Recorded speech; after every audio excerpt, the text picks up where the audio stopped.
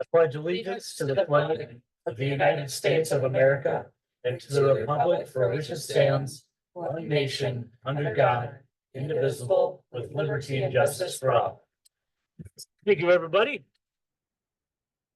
We'll do a quick roll call before we call the meeting to order. Councilman Baumgartner, Evers is absent. Ferguson. Here. I am here, and Patterness. Here. We do have a quorum. We'll call the meeting to order. We'll begin the meeting with a public forum. Members of the public are welcome to come forward and address the council. When you do address the council, we ask that you provide your name for the meeting record. Speaking time will be limited to 3 minutes. If more information is needed, we'll definitely be able to point you to the correct staff or meet with you offline to gather more or share more information regarding your concerns. So at this time, if anybody from the public wishes to come forward and address council, now's the time to do it. Not seeing anybody coming forward, so we'll close the public forum and open back up the meeting with an approval of tonight's agenda. You've all had a chance to review the agenda. Call for a motion to approve it. So moved. Second. Motion's been made by Ferguson and seconded by Baumgartner to set the agenda. Any further discussion? Hearing none, all in favor say aye. Aye. All opposed, same sign. Agenda carries as written. Move down to the consent agenda. It includes meeting minutes from June 3rd, Resolution 58, authorizing employment to Owen Baumgartner as temporary part-time summer intern. Resolution 59, authorizing employment to Elliot Lang as seasonal worker for Public Works. Resolution 60, authorizing employment to Riley Minkle as a Public Works worker. Resolution 61, step movement for Damon Coots. And a first amendment to agreement for the purchase and removal of a building that we discussed a couple weeks back. Anyway, call for a motion to approve the consent agenda. So moved. Second. Motion's been made by Baumgartner, seconded by Patterness to approve the consent agenda. Any further discussion? Hearing none, all in favor say aye. Aye. All opposed, same sign. Consent agenda carries as written. We'll move down into the discussion items here. We're gonna have a public hearing to talk about vacating an easement. So the protocol here is to take some staff reports, receive public comments, and then go back into our regular meeting. So we'll move forward with the staff report. Sure. So the city is correcting a utility easement. So we have already recorded the new easement. This is helping for our electrical bearing project to underground the system. And since we now have recorded this new easement, we are vacating the previous old easement because we no longer need it. And we need a public hearing to do so. So that is what we are holding. Mr. Mayor, Council too, just since it's a vacation of an easement, and once the council considers it, it needs a 4/5 vote because it's on our, it's not on a petition of like abutting landowners, it's on our, we started this, so. Our initiative. It's our initiative, thank you. So it needs a 4/5 vote. So we need to be unanimous here sitting. Okay. All right. But that vote does not happen today, right? Oh, no, that's, never mind. That's item B. You got it. All right. Does anybody from the public wish to comment on the vacation of this easement? Okay, well, at this point, we'll close the public meeting, reopen the regular meeting, and I'll call for a motion to approve Resolution 62, the vacating of the easement in question. So moved. Second. Motion's been made by Ferguson, seconded by Baumgartner to approve Resolution 62. Any further discussion? Hearing none, all in favor say aye. Aye. All opposed, same sign. Okay, motion carries. All right, we're gonna move down. We have some guests here from Abdo to make a presentation on our annual audit.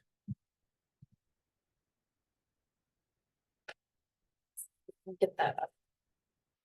Jasmine's printing off packets. We'll pause for a little technology connection. Oh, there it is.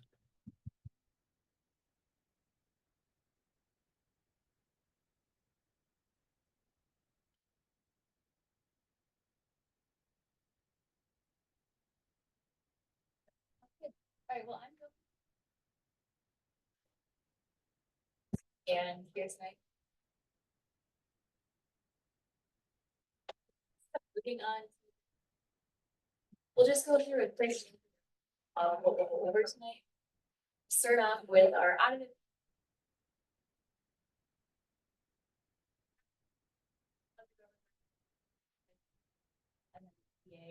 And then we'll wrap it up with some key ratios. All right. So in, we did issue a clean unmodified. That is the highest.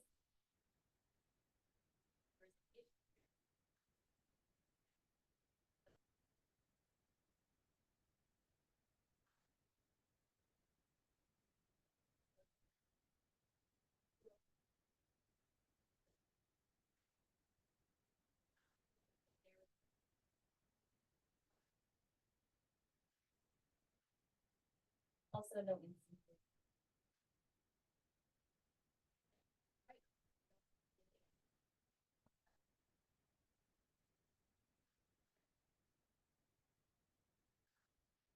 There was no instances of.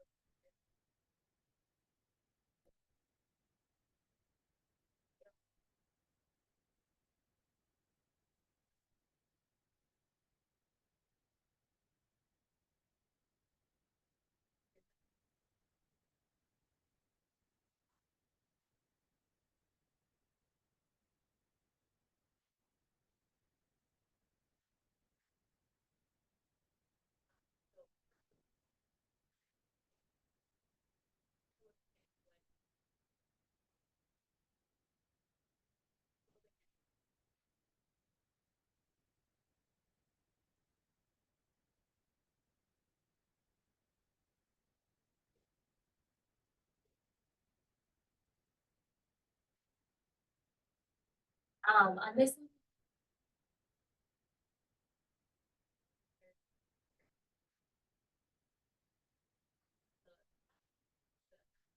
Policies, 40% of. And then the fourth one, the same thing. And so it's been close.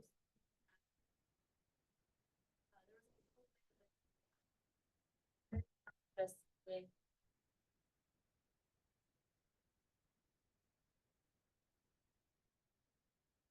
And then. Of the budget. Or the general on it. So the left is budgeted, the middle is the actual results. And overall. So let's just. The budgeting December.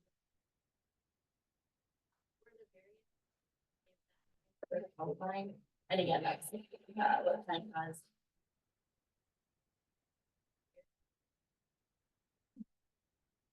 On this slide, we have the revenue by type in the general fund, so this.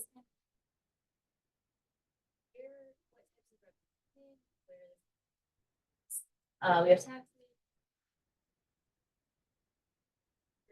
Then the other category. Other sorts of. The main thing on this slide. Slight uptick in the inner. Mainly caused by the spending. So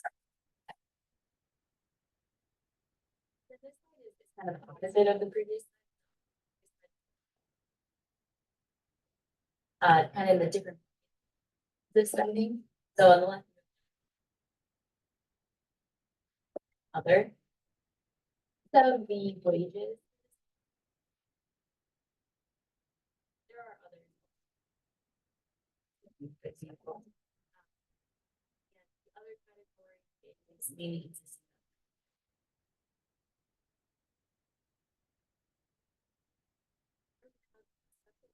Funds, these are very popular with the various the fund balances to 2023.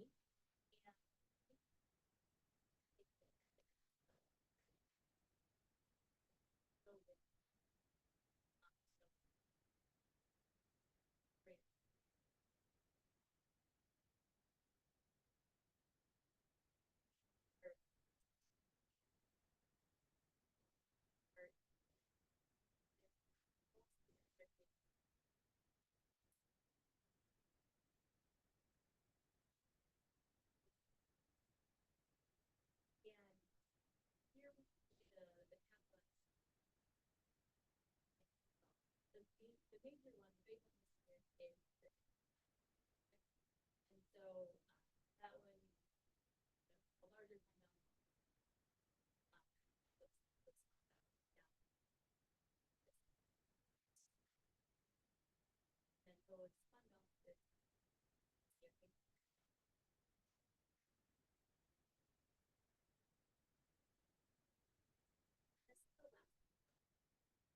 Debt service. So on the top chart is debt service. Okay.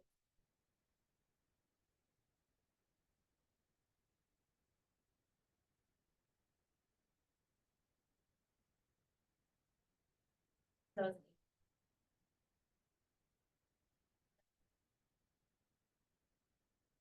debt service. You can see 2024 after.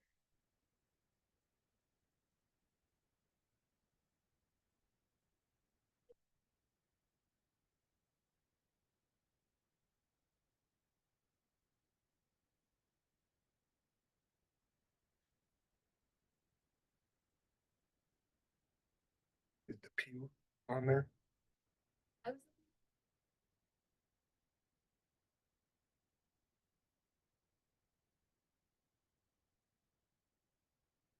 I think this one that matures in 2024, wasn't that the last gigantic infrastructure project we had, like on the north side of town? That was a 2005 general allegation. I don't know what the 2014 C equipment is for. But yeah, that was the big, I think the north side project. That last big road project. That was in 2012 or something. Wow, that would be the 2014 B, I believe. Sadly, I was not living in this state during those times. But you get to reap the benefits of the property taxes. On this slide, we have the liquor fund. And so the top kind of shows you a snapshot of 2021 to 2023, kind of what happened in the liquor fund. A positive trend this year, if you take a look at the gross profit percent for 2022 compared to 23, there was an increase in the gross profit percentage there. So it was from about 26% to 28% this year. So positive trend there. And then the bottom chart shows us the cash balances in that fund. So the minimum target balance would be to have at least 6 months of operating costs covered with cash. And so you can see that fund is above the minimum target balance there. And then on this slide is the wastewater fund. And the top chart for the next few slides, including this one, is going to show mainly the operations of the fund. So you can see in the orange, that's the operating receipts. And then the yellow and the black show costs and debt payments. Ideally, you'd want the operating receipts to be very similar or greater than the operating costs and debt payments, just to show that you're kind of covering those payments out of that fund. So it's good to have a little bit of extra to build reserves in that fund for future capital projects that may happen as well. And then similar story on the bottom is the minimum target balance for cash, and then the actual cash balances in the orange as well. And then on this slide is the electric fund. Similar story here. You can see the operating receipts in this fund for the past couple of years have been a little bit greater than the payments, which is good for building, future reserves and whatnot. And then on the bottom as well, similar story. Unrestricted cash is above the minimum target balance here as well. And then on this slide, we have the water fund. Something to note here, the 2022, I believe the negative balance was mainly due to just timing of payments for that Depew project. And I think we'll see that in a couple slides as well. We'll take a look at the overall cash balances of the city. So that should tie in and kind of show you where those are at in the future too. And then on this slide, we have the storm sewer fund. And similar stories to the past few slides here. So the top chart shows you kind of operating receipts as compared to payments and operating costs. And then this is the utility reserve fund. Similar story of what these charts are kind of showing you. Biggest thing to note on here is the 2022, the black column is the transfers. That was just transfers out to cover some operating costs in some of the other utility funds as well as needed. And then on this slide, we have the EDA funds. And so you can see the various funds, special revenue, capital projects, debt service, and then enterprise within that EDA. One of the funds to note on here would be the Bayberry Court. So that fund had a fund balance in 2022 and now is at 0 in 2023 just due to the sale of that property. So it kind of cleared out that fund and that should be down to 0 for the future as well. And then here's what I was referencing earlier with the cash and investment balances by fund type. So we looked at the general fund, we looked at capital funds, we looked at all the various funds that the city has. And here we can see the total cash by separating by fund type. And so here we can see that dark green, that decrease from 2021 to 2022, and then the increase back in 2023. That was mainly due to Depew payments going out in 2022 end of year, and then being reimbursed for those at the beginning of 2023. So just kind of a timing of the payment and receipt for those. And then this last section that we have here is the ratios for the city. So this data is pulled from the OSA puts out a report each year of all of the various cities in Minnesota. And so we're able to download that and kind of format it into just some comparison charts. So you can see the city of Livia compared to class 4 cities, so similar size population wise, and then compared to cities specifically in the same county, Renville County. And so on the left, you can see tax rates, and then on the right, it's taxes per capita. And then on this slide, we have similar story of where these come from. This is the debt. So it's debt, outstanding debt on the left, and then debt expenditures on the right as compared to other cities. And then lastly, we have the expenditures. So on the left, we have current expenditures. That's things like wages and other kind of reoccurring type of payments. And then on the right, we have capital expenditures. And that's kind of changing depending on what sorts of projects are going on and things like that. So the uptick in 22 and 23 is probably the Depew project kind of showing there. Can I pause you for a second? course. Can we go back to the tax ratio slide? Yes. Oh, I think next one, there you are. So, Can you communicate to me what those percentages mean? The tax rates on the left. Yes. So those come for the city of Olivia or for the, So, a tax rate, we bounce around that 100% there, and I see cities in Renville County, it's 172%, 165%, 165% of what? I will double check and get back to you on that one.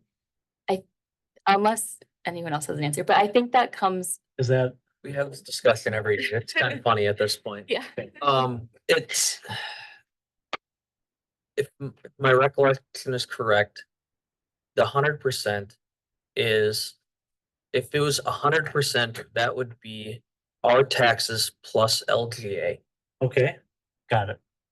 if I remember that So correctly. these other, So what the slide, percentages what are the slide different. is saying is that our taxes, because we are the black line, are higher than class 4. higher than normal cities class 4, which I believe we are the low side of class 4. We are smaller I- than a normal class 4 city, like we're on the bottom end of that average. Yeah, I believe But class 4 is up to 10,000. I was gonna say, I thought it was like 2,000 to 10,000. At Mhm. one point in time, I looked it up, but it's been a hot minute.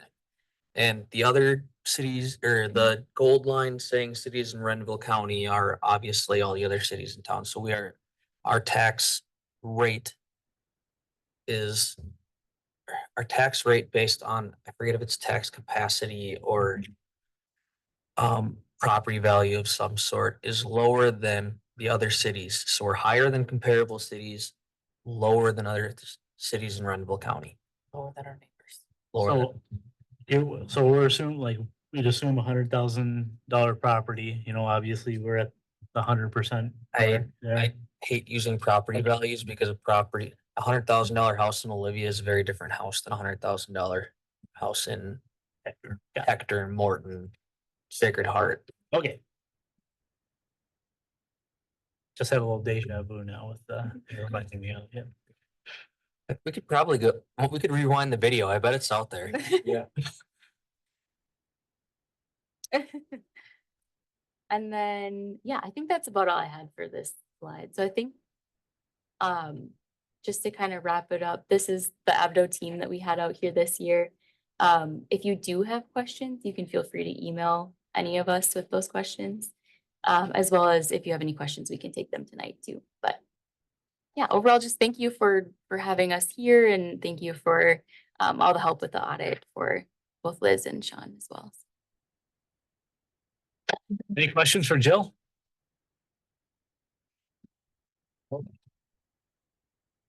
Landon? I don't really have questions on it. Kind of, we'll call it comments that I think are pertinent to the rest of our discussion tonight. But You want to save it for the rest? we can save it. Just keep the slides handy. Okay. Very good. Thank you, Jill. All right, wonderful. Thank you so much.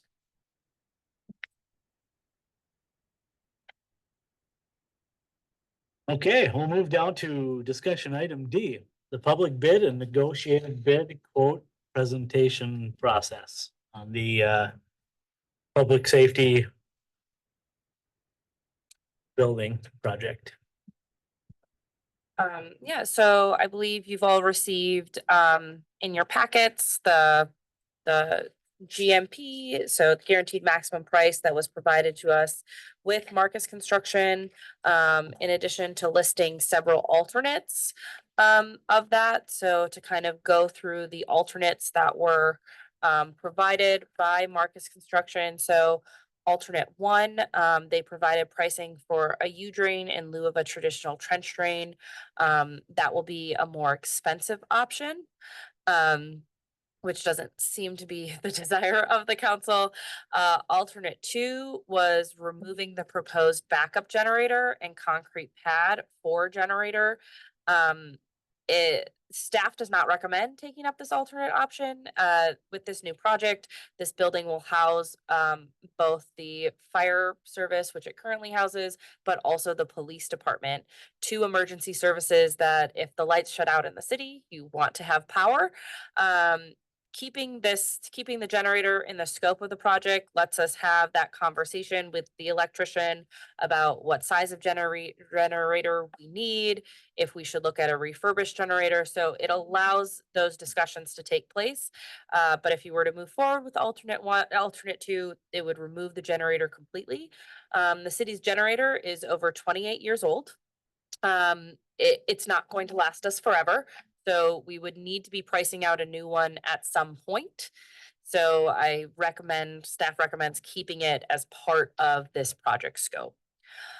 Marcus Construction also provided a list of volunteer alternates that if council were to approve the volunteer alternates, we could deduct over 200,000 from the guaranteed maximum price. It's not that we wouldn't have to purchase some of those items at some point.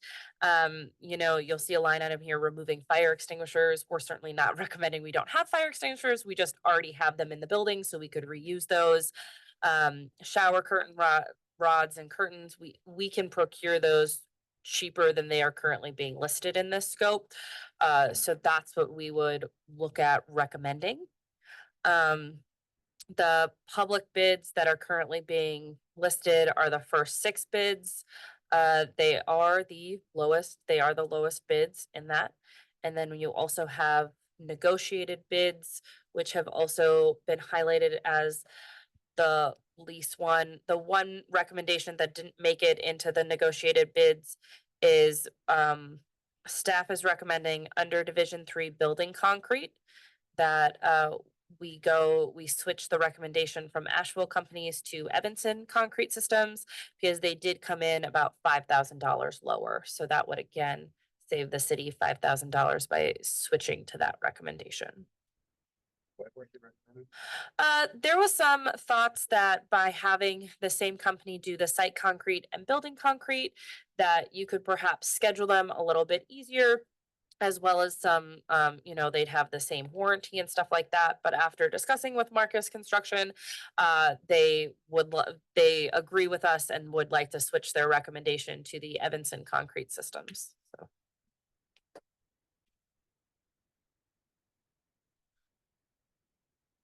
I guess before we move on to a plethora of resolutions, what questions?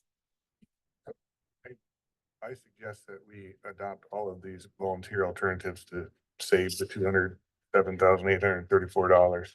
And after talking with you and understanding it, sounds like that's the right thing to do. Yeah, so one of the recommendations is, of course, instead of Marcus Construction and the subcontractors working around City Hall staff, would be relocation of City Hall from this site. And we've identified a couple of possible alternates. Had a brief conversation with the library about utilizing some facilities there. The liquor store, the old bar, has some space for tables to conduct City Hall operations. I know the police department has space at the county where we could manage to fit a desk. City Hall staff has also work from home capabilities that were put in place during the pandemic. But not only would this save the project $81,000, it would cut 3 months off the timeline. Wow. So we're willing to be flexible. We appreciate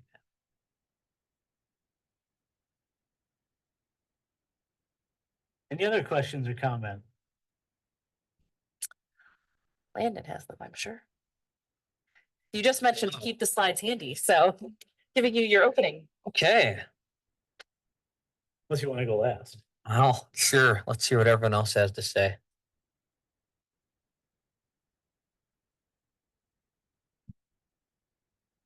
Are we gonna be voting on each resolution? Yes. So, and then are we gonna vote on doing the savings, or we? Yes, so the resolutions we have in the packet for tonight, you have a resolution which is accepting the construction manager's guaranteed maximum price proposal for the City Hall project. And that also lists that City Hall accepts the volunteer alternates. We also then have 6 separate resolutions. So a resolution accepting the 6 individual public bids, And then we have a resolution 70 is accepting quotes for the cost of labor and materials for construction services and construction. So that is with the exhibit A, which is all of the non-public bids. That's in the negotiated quotes. That would be accepting those. I will say though, if we accept, you know, the public bids, you probably also want to accept the negotiated quotes, because then you're only approving part of a project. It's kind You have anything else to add, Pam? Okay. Not at this time. Well, I guess so disappointed at how much it costs. Like, that was not what we were trying for. We were trying for 2.7 and we're way off that. We don't appreciate you finding a way to cut 200,000 out of there, and then I assume we'll continue to look for ways to save on the project, if we go forward with it. At the very end of the day, anymore, it seems like it would be foolish to waste this 3% loan that we have. I don't think we're ever gonna see 3% again. And so even though the number is more than what I was hoping for, it will never get the same value because the cost of money goes up if we go out and try to get another loan.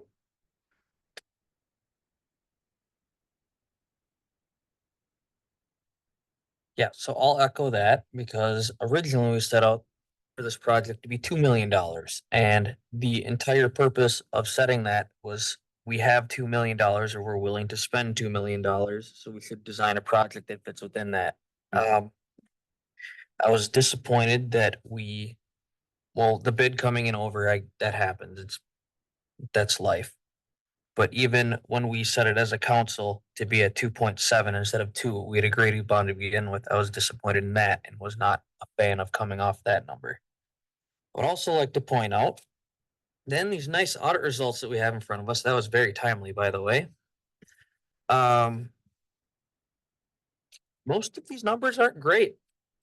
Our fund balance is below our policy, which that policy is set by it is the low end, I would actually argue, of what the OSA recommends it should be.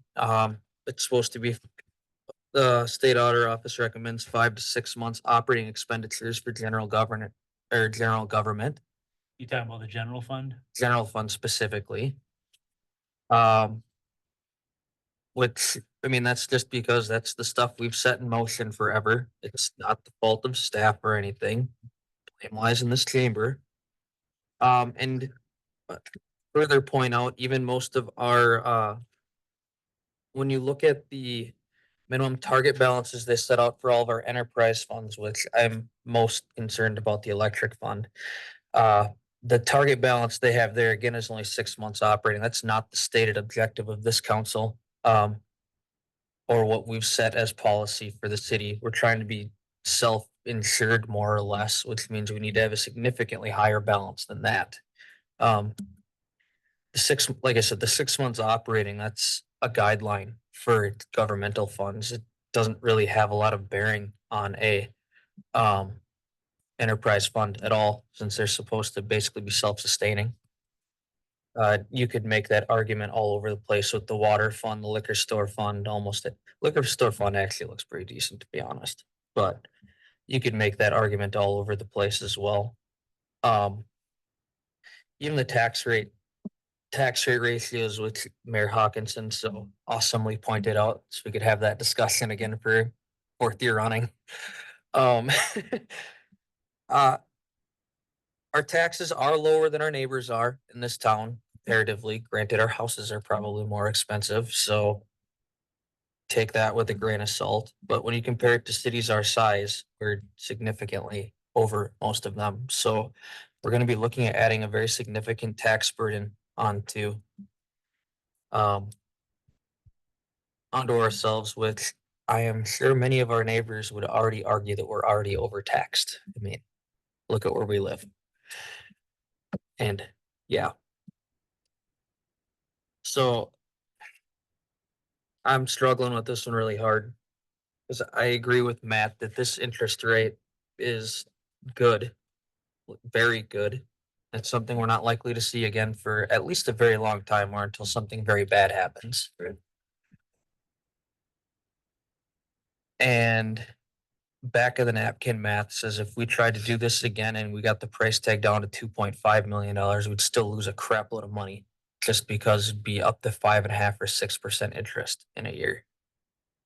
So I don't know. I don't feel like we did a very, we didn't do ourselves any favors here. I feel like we ran around a circle, ended up the exact same spot we started, even though we said you know what, we have a budget to stick within, and we decided to blow it by 75%. It's not a good feeling.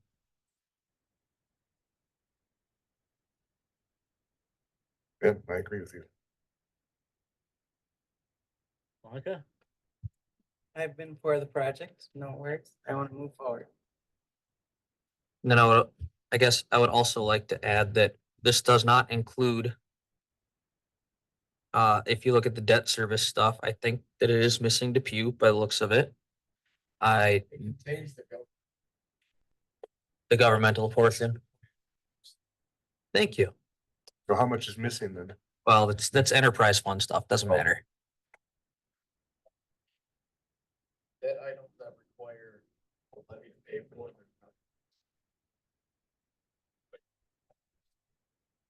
There's other debts that will probably be issued here in 2024.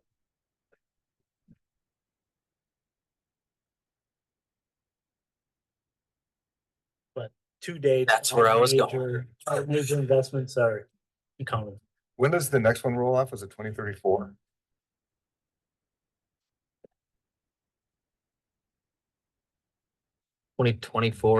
It's every 10 years.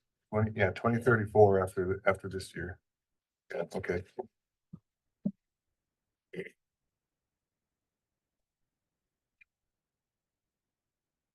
But yeah, we're already adding the pool for 10, 20 years. I forget that one. 20 years, I think.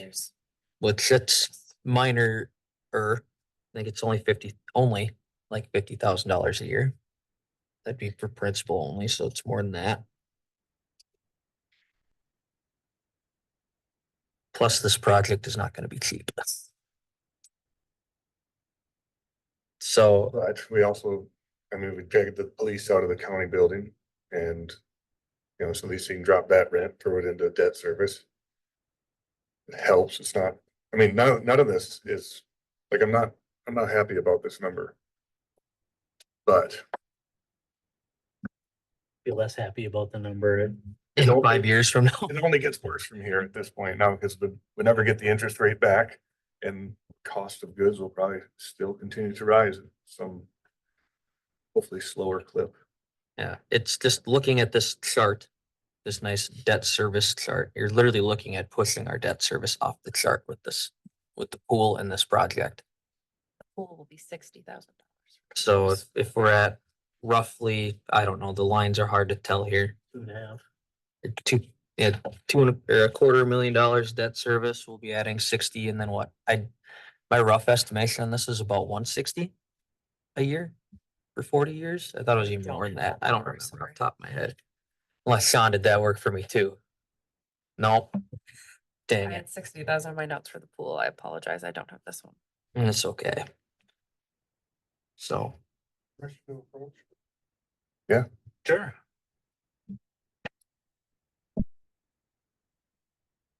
Just a short note.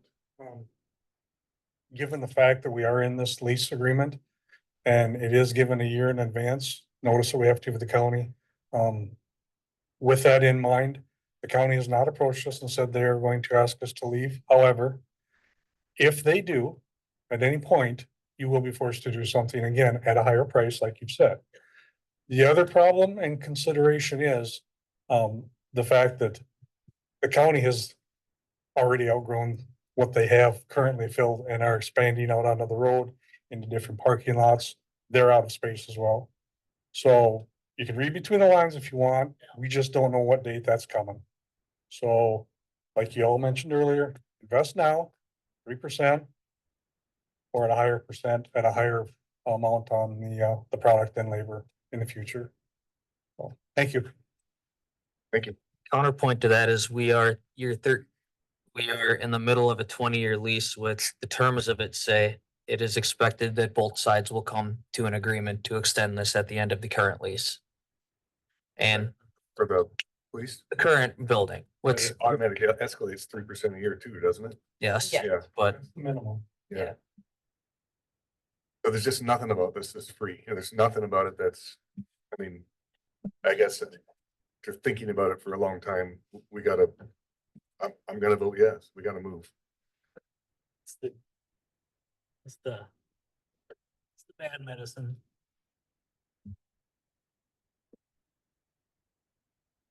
Sounds like we're in agreement here anyway, huh?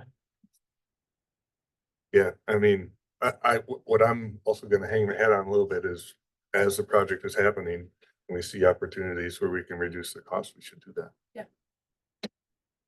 And that's constantly been staff direction, which is why you see a $200,000 plus list of alternates to deduct the price. So we'll continue doing our due diligence, working with Marcus as a good partner.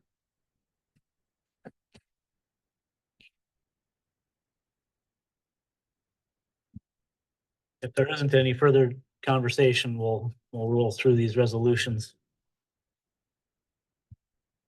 Call for a motion to approve resolution 63, that's accepting the construction manager's guaranteed maximum price for the city hall project. I'll make that motion. I'll second. Motion made by Ferguson, seconded by Baumgartner to approve resolution 63. Any further discussion? Hearing none, all in favor say aye. I, All opposed, same sign. 63 carries. Call for a motion to approve 64, accepting rough carpentry bid for the City Hall Public Safety Building Project. so moved. Second. Motion made by Paterno, seconded by Baumgartner to approve resolution 64. Any further discussion? Hearing none, all in favor say aye. I, All opposed, same sign. Resolution 64 carries. Moving on to 65, accepting the metal roofing bid for the City Hall Public Safety Building Project. Call for a motion there. So moved. Second. Motion made by Baumgartner, seconded by Ferguson to approve resolution 65. Any further discussion? Hearing none, all in favor say aye. I, All opposed, same sign. 65 carries. Move on to resolution 66. That's accepting the plumbing bid for the City Hall Public Safety Building Project. will make that motion. Second it. Motion made by Paterno, seconded by Ferguson to approve 66. Any further discussion? Hearing none, all in favor say aye. Aye. All opposed, same sign. Motion 66, resolution 66 carries. Moving on to resolution 67, accepting the mechanical bid for the City Hall Public Safety Building Project. So moved. Motion made by Baumgartner, seconded by Ferguson to approve resolution 67. Any further discussion? Hearing none, all in favor say aye. I, All opposed, same sign. 67 carries. Moving on to resolution 68, accepting the fire suppression bid for the City Hall Public Safety Building Project. I'll make that motion.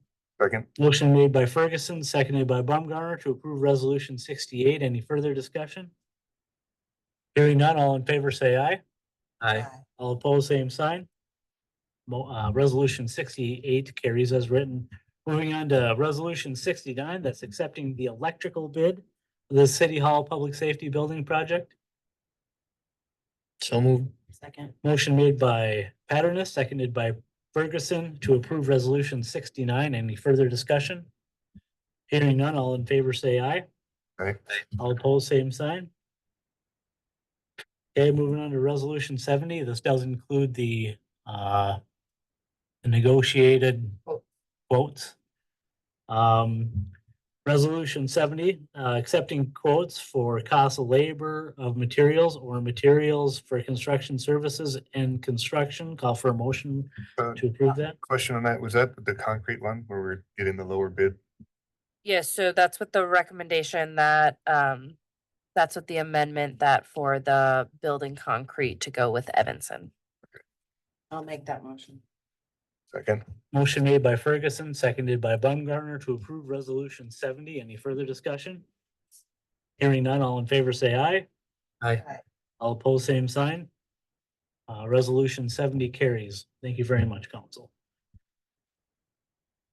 Okay. Colby, I think we're about out, but let's talk about. your- So to give, yeah, Colby, Yeah. come on up, to give everybody just a little bit of background. So as you may recall, searching back your brain in April, Sean put together a great CIP presentation for you all on how the city budgets for equipment rotation. So what is next up in equipment rotation is a dump truck for Public Works. So this truck typically has a 17-year rotation schedule.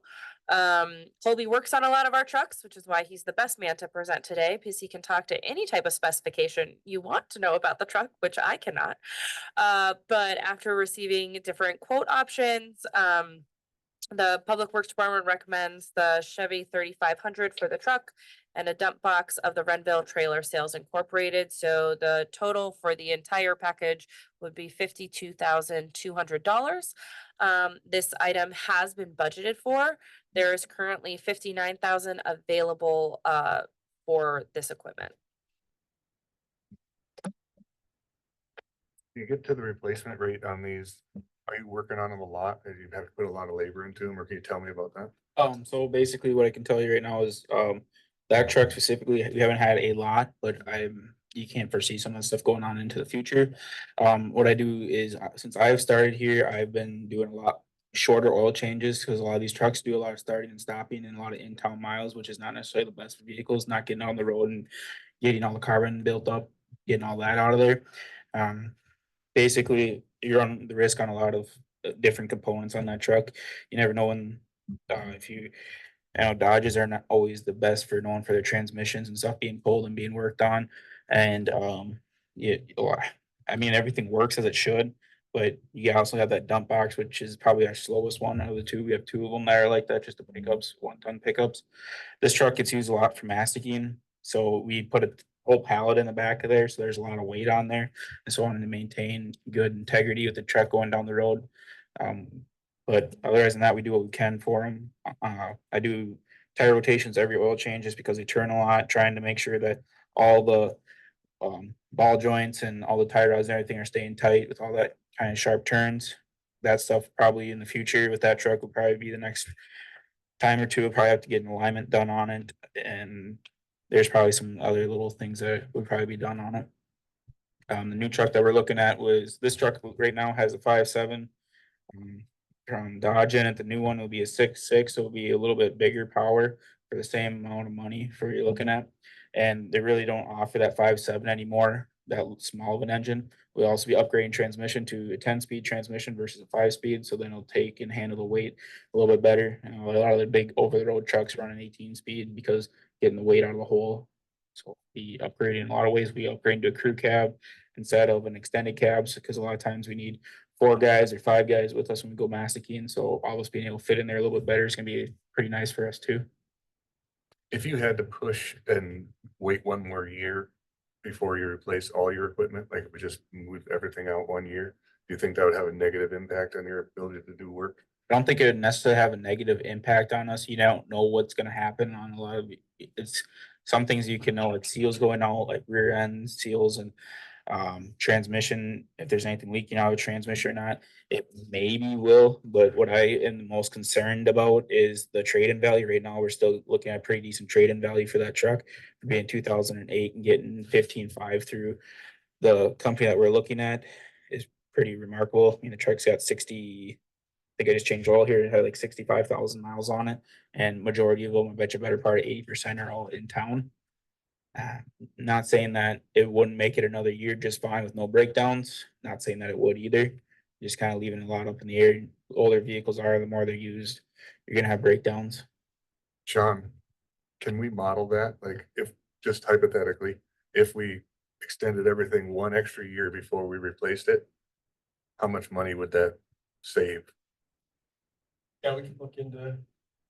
And You don't have that topic. Well, it took us quite some time to do the CIP that you all enjoyed in April, so Super beneficial. to approve the direction of a CIP and then 2 months later decide we're going a little bit of a different direction of a CIP is a little bit of a pivot for staff, but we can certainly look into it. One thing with the, 1 year difference is that a little bit that you might gain in an extra year to save, you might lose in your trading value. Saving that to be the same thing. You might not gain a lot. It's hard to predict that trading value. Right. And you run the risk of a breakdown. Right. And when I was talking to a lot of the companies that I was working with, I was asking like, what would 25s, because a lot of the 25s are being made, they're looking anywhere from a 2 to 5% increase in pricing. And so is that gonna cover, I don't know off the top of my head what they put in every year for that. Is that gonna cover the increase on pricing, and is it gonna cover the decrease on your trade-in value? It's kind of my concern. Where's the fine line right in there? I think we have a pretty good schedule right now. I would like to model it and see, like, would it potentially be worth it? I don't know. Yeah, I mean, we don't know what the market's gonna do for vehicles, because obviously during COVID, everything kind of with new vehicles, they kind of skyrocketed, so. I mean, now as they're coming, you don't know what's gonna do, I guess. That is the hard part about planning out so far in advance is, if you push everything a year, how that impacts, and you don't know if this truck is on a 17-year replacement, you can just best guess what in 17 years this truck is going to cost. So there is a bit of, crystal ball guesswork about what the market's going to do the next time we have to replace something like this. Not saying that we can't try and we can do it. I just want to give that with a huge caution of nobody could have predicted 2020. No. So, and what that did to markets. So, Someone's in my mind are split down the middle, could go Yeah. this way, could go that way. yep, absolutely. Okay. Are these the only 3 bids you looked, or only 3 places you went to look at for trucks? We tried to go through some state bids, but with the timeline and everything, we weren't able to get state bids, and some places we called back that offered state bids. We tried to see if they could still offer them, but then some of them didn't want to trade in, and we wanted to go with a place that we didn't have to sell our truck. What's wrong with selling the truck? Well, it's just nice to know what you're gonna get, where if you take and put it out for what somebody's gonna give us, you're kind of leaving that up in the air. Yeah, but normally you don't get top dollar for anything trading stuff in. I mean, Yeah. everyone can see that in real life. But Or it's in their more of a corporate- known as opposed to a variable where you don't know what you're going to get. Life's full of variables, hence our That's CIP true. plan.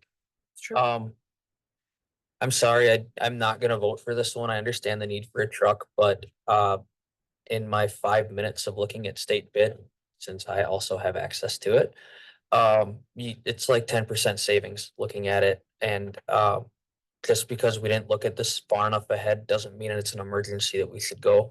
We should pay 10% more for something. I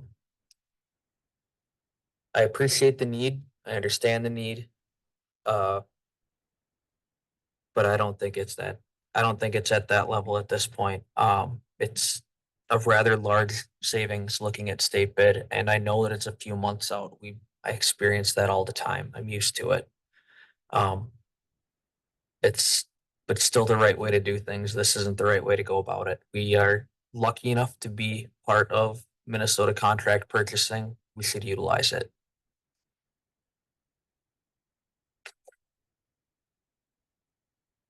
Where'd you see the state bid number? Oh, you have to have permission for that. Oh, I happen to have it as part of my job. but it's 10% less? I know, I looked up the Ford because it was the easiest for me to get at. Okay. Because it was the first contract I picked and I did it 5 minutes before I left the office. Our vehicle cost here was 54,500. And for the exact same truck, it's total delivered price of $49,100. And that's just for the Ford. I know you picked a Chevy. It's always cheaper going through state bid. I've probably bought 20 to 30 cars off of state bid in the past 7 years. I've seen it happen. Are we gonna be able to enjoy the same warranties and all that? Yeah. Dude, from It comes with a warranty and all that stuff. It's from the manufacturer. And so if we go for this state bid cost instead, is it just time then that we're dealing with? Is that what we're losing? I feel time and any maintenance type costs, but if you're cutting it off the back into one vehicle, it'll cut it off the back end in 17 years from now, apparently. But I mean, that seems reasonable if it's just really time and chance of it breaking down, but Yeah, we've been busy with other things and just the way things worked out. I jumped in to help out Craig. Yep. And I'm just trying to do what I can just for, since it's on this year's rotation, so. I appreciate it. Now we were aware of the need. Yeah, and if you go with the 10% thing, in order to lose on the deal, going through state bid, we would have to get less than $10,000 in trade-in value on that vehicle, so. But I would think a piece of equipment like that is probably gonna contain, I've seen what we sell crappy snowplows for at the county. I'm sure this has more value than those do. Mr. Mayor, Yes, the actual statute, doesn't require us to buy through cooperative, purchasing, but it does require us to check. okay. Oh, all right. Well, there we go. Know that. I should know that. Okay. Well, thank you for gathering these quotes, Colby. We'll ask you to gather one more. Great information. Appreciate it. Thanks, bud. All right. Okay, so the value of our animal ordinance. Do we have to table that motion for the purchase or anything? Not take That action. was under discussion. You didn't take action, so. Sweet. you're good. That happens. You can, I mean, if you want me to. All right. Okay, we have ordinance out here. Housekeeping. We have, yeah, some housekeeping. That's right. Ordinance 4, chapter 93 of the Olivia City Code regarding animal license requirements. Evidently, animal licensing isn't. So it's probably just not as effective as it once has been. So previously, we've done pet licensing to help ensure pet identification in case if a pet has gotten lost. Promoting, responsible pet ownership. We require a pet owner to show us a rabies vaccination when they do get their pet here. However, it's a one-time pet license. And if you are an animal owner, your rabies shot does not last you for the lifetime of a pet. And today, if there is a lost pet running around the city, we typically post a photo on Facebook, and that's much more effective than trying to look up to see if this pet has an ID. To give you an idea in kind of how we aren't necessarily penetrating the pet license market, we've had less than 20 pet licenses every year since 2021. And there are certainly probably more animals than that Are pets living in the longer? city. I mean, pets could be living longer, but I'm just saying, so like our data shows that maybe 50% of all pets are licensed. We're trying to kind of remove that level of bureaucracy and administrative legwork. Administering pet license it just doesn't have the same return on investment anymore. So that's why staff is recommending removing it from our code. We don't make much. It's not a revenue booster. And again, administering it and enforcing it on the police department side, that just doesn't seem to be a win-win anymore. So that's why we're recommending getting rid of pet licensing from our code. Like, you're still gonna find the owner and stuff? We're still gonna find the owner. Oh, absolutely. Not gonna charge them $20 when they buy them. 25. There's nothing, we consulted with city attorney. There's nothing that says we have to have a pet license, so. anything Right, else- so our code provides a process for contacting if we know the owner and that kind of thing. This is just about licensing. I think a lot of cities are finding too that it's a lot of administrative staff time to license, and so, and that people sometimes just don't even do it. So it just doesn't seem super effective. But yeah, the other processes are still in place with respect to finding owners and. Yeah, every part of our animal code, like dangerous animals, things like that, remains intact. This is solely regards to the licensing portion.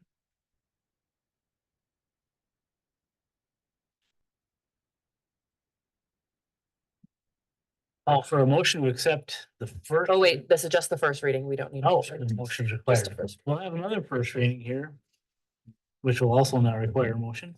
Amending chapter 152 of Olivia City Code regarding. Pardon me. Thank you. We'll have another first reading, amending chapter 152 Olivia City Code regarding business district 3, the central business district. We met with the planning commission last week. And there was a certain request for a variance made that helped us to recognize perhaps we have some aging building policies in District B3. Yeah. You, Yeah, absolutely. So this kind of came about, so as the mayor mentioned, we do have a property owner who's looking to add on to their current residence. However, because it's part of the B3 central business zoning, it would be extending a non-conforming use of that property, which is not currently allowed in our zoning. However, recognizing, we do have a plentiful amount of business space on 9th Street and other places. And what seems to be a major priority here in the city is housing. The recommendation was looking at updating our code to allow those residences that are in the B3 central business district to add on like slight additions to help improve their property. So this impacts around 20 some residences that are currently zoned B3. Does our city attorney have anything to add? So, Mr. Mayor, Council, there is a state statute that allows cities by ordinance to expand on legal non-conforming use, not expanding not changing the use, but allows to have a minor expansion, but it has to be done through, by council through code. So that's what this is providing for. Qualifies as a minor expansion. So it is, to the minor improvements are, set forth in here in the your new ordinance. And then it's, within the approval processes through, the zoning administrator with an appeal process. So examples include installation of fences, patios, decks, window door emplacements, accessory structures, solar panel installation, landscaping, gardening, things like that. so you take a look at the heart and soul of the way the reason why this was put together. What was the date on it? Oh, So this was back when we needed downtown commercial space. Yeah. And this was actually kind of developed to minimize residential growth in this area. And I guess kind of hint, push residential growth out of B3 completely in favor of industrial growth. But now we're seeing industry kind of grow on the bookends of our city, so that's where we're focusing our expansion. And there are, a fair amount of residences in B3 that should be allowed, for lack of a better term, to enhance their properties. And we were trying to increase our property value, of our residences here, and this is one city code holding it back. I'll also just comment on your agenda and why the process is. So it's, this is an introduction of this, but then also setting a public hearing. Because it's a change in your zoning code, which requires a public hearing. So 2 weeks? Is that the minimum time? well, it's 10 days at published notice. So it makes sense to be at your next meeting. the date's right in there, July 1st is when it will be. Gotcha. Okay, so that's the first reading of ordinance 05. We'll call for a resolution for resolution 71, setting a public hearing on July 1, the proposed ordinance amending chapter 152. Second. Motion made by Baumgartner, seconded by Paternoss to approve resolution 71. Any further discussion? Hearing none, all in favor say aye. Aye. Aye. All opposed, same sign. Resolution 71 carries as written. Okay, well, any reports from staff today? I will touch briefly on Parks and Recreation Committee because Councilman Evers is not here. So Parks and Recreation met at the beginning of this month. They did express disappointment that phase 3 of the trail was not approved. But a couple of other things they're looking to do is they're looking to relocate Frisbee golf brackets. Right now you have 6 in Henton Park and 3 in Sunrise Park. 3 brackets doesn't make a very fun course, so possibly bringing them all together. And then they're also looking at the recreation part of the Parks and Recreation. So they're brainstorming some recreation activities such as a outdoor movie in the park for this summer. So those are things they're considering. And then I'll let council members present on PUC and planning. So was it Nexus? Nuvera. Nuvera, yeah. So Nuvera came in, they're gonna provide fiber for the town, and so they've already put in 15,000 feet of fiber in town. They're working right now, I assume. And it looks like it's a nice option for the citizens in town to use if they want to. So they just kind of gave us another presentation on that with a bit more detail of understanding how they go about it, how they do it. And yeah, it was good. That's it. Thank you, Matt. Met with the Mid-Minnesota Development Commission last week. That's why I had to miss a PUC. But it was the annual meeting, so we set the budget and had election officers and things like that, and just some good general networking with elected officials and appointed members representing Meeker, Candy, Ohio, and Renville counties. And one of the focus items that was brought that we all kind of threw our ideas in the hat, and we're hoping to get some traction maybe on some blight, some ways to address blight and some funding. So hopefully that's something we can leverage in the future. Also mentioned the Planning Commission, we took action on Resolution 71, where we looked at B3 and some of the zoning ordinances there, and we'll be looking at hopefully adjusting those if the council is willing to make residential enhancement a focus for our neighbors in B3. Full report. There's a full report back. They're often going at the pool for summer lessons and stuff. It sounds like they've had a pretty dang good turnout for lessons. They're in their first session now. Second session starts end of June, early July. There's gonna, did it already? God, I'm getting old. I know, cause Robert's in it. Summer's moving fast. Think I'm getting old. It's the hair. We're gonna have to make some adjustments to the summer schedule due to the school project going on. We weren't informed until way too late, in my opinion, that they were gonna turn off water and I think gas to the school during parts of our summer programming.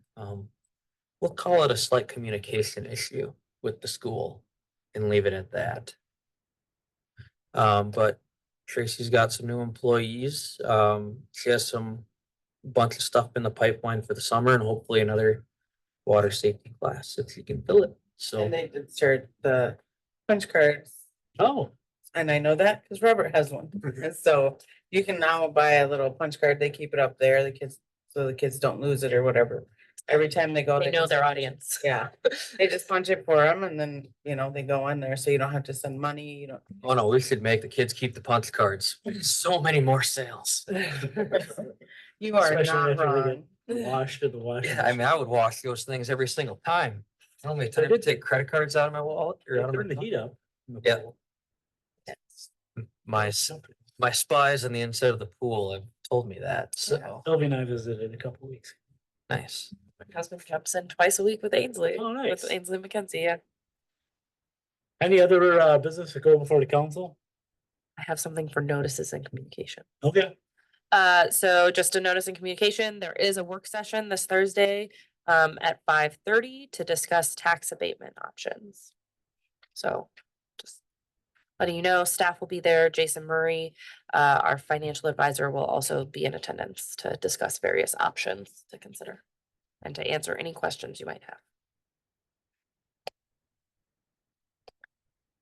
All right, call for a motion to adjourn. So moved.